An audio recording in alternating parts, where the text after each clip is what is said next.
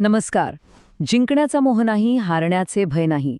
या एकाच ओळीत एका खूप शक्तिशाली मराठी भक्तिगीताचं सगळं सार दडलेलं आहे. पण हे गाणं फक्त एक प्रार्थना नाहीये, तर हा एक प्रवास आहे. निराशेच्या खोल दरीतून थेट निर्भयतेच्या शिखरापर्यंतचा. आणि याच प्रवासाचा अर्थ आपण आज समजून घेणार आहोत. गाण्याची ही जी ओळ आहे ना, ती आपल्याला थेट अंतिम टप्प्यावरच घेऊन जाते. विचार करा, एक अशी मनस्थिती जिथे जिंकण्याची ओढही नाही आणि हारण्याची भीती तर मुळीच नाही. हाच या संपूर्ण भावनिक प्रवासाचा कळस आहे, हेच ते अंतिम ध्येय आहे. खरं तर हे गाणं केवळ देवाचं गुणगान नाही, तर ही गोष्ट आहे एका माणसाच्या आतल्या बदलाची. हे आपल्याला दाखवतं की जेव्हा सगळे रस्ते बंद झालेत असं वाटतं, तेव्हा ती एक खोल श्रद्धा, तीच कशी निराशेला एका प्रचंड शक्तीमध्ये बदलू शकते आणि माणसाला आतून पूर्णपणे बदलून टाकते. चला तर मग या प्रवासाच्या पहिल्या टप्प्याकडे जाऊया. आपण आधी हे समजून घेऊयात की गीतकाराने नेमकी कोणती मनस्थिती मिळवली आहे. ही जी निर्भयता आहे ती येते तरी कुठून? ही जी निर्भयता आहे ती कुठल्या उदासीनतेतून आलेली नाही, ती येते एका खोल विश्वासातून की एक संरक्षक, एक मार्गदर्शक शक्ती आपल्यासोबत आहे. एक अशी शक्ती जी आपल्या सगळ्या दुःखांच्या, सगळ्या वेदनेच्या गाठी सोडवू शकते. याच शक्तीला म्हटलं आहे स्वामी शक्ती. पण ही जी मनःशांती आहे ना, ती मिळण्याआधीची परिस्थिती काय होती हे समजून घेण्यासाठी आपल्याला थोडं मागे जावं लागेल. त्या संघर्षाच्या काळात जिथे गीतकार अक्षरशः हरलेला होता. या प्रवासाची सुरुवात कुठून होते माहितीये?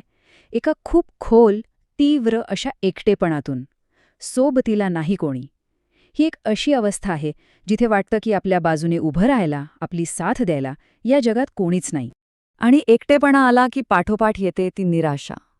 असं वाटतं की आपण जी काही स्वप्न पाहिली होती, जी मोठी ध्येय ठरवली होती, ती सगळीच्या सगळी संपून गेलीयत, उद्ध्वस्त झालीयत. जणू जगण्याची उमेदच संपून गेलीय. म्हणजे बघा, सुरुवातीची परिस्थिती कशी होती? एकतर टोकाचा एकटेपणा, दुसरीकडे भंगलेली स्वप्न आणि तिसरं म्हणजे जगाने आपल्याला नाकारलंय, पायाखाली तुडवलंय ही भावना. हीच ती निराशेची ओझी आहेत जिथून हा सगळा प्रवास सुरू होतो. आणि मग येतो तो टर्निंग पॉइंट, एक निर्णायक क्षण, जेव्हा जाणीव होते की एक दैवी शक्ती आपल्यासोबत आहेच. कोणी दूर कुठेतरी देवळात नाहीये, तर एक जवळचा मित्र, प्रत्येक क्षणी साथ देणारा सोबती म्हणून आपल्यासोबत आहे. हे गाण्याचे शब्दच इतके सुंदर आहेत. ते सांगतात की हा सोबती प्रत्येक संकटात कसा उभा राहतो. म्हणजे बघा, कडक उन्हामध्ये ते सावली बनतात, दुःखामध्ये सुख, कष्टामध्ये बळ देतात आणि जिथे वेदना आहे तिथे त्या वेदनेचा अंत करतात. प्रत्येक भूमिकेतून ते मार्ग दाखवतात. हा जो आतला बदल आहे ना, तो फक्त मनातच नाही घडत. त्याला एका खऱ्याखुऱ्या भौतिक आणि आध्यात्मिक प्रवासाची जोड आहे. आता आपण पुढे बघूया की हा प्रवास नेमका कसा घडतो. हा प्रवास प्रतिकात्मक सुद्धा आहे.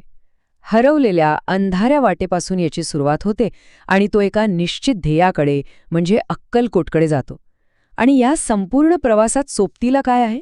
तर स्वामींचं अविरत नामस्मरण, जे त्या अंधारातही मार्ग दाखवत राहतं.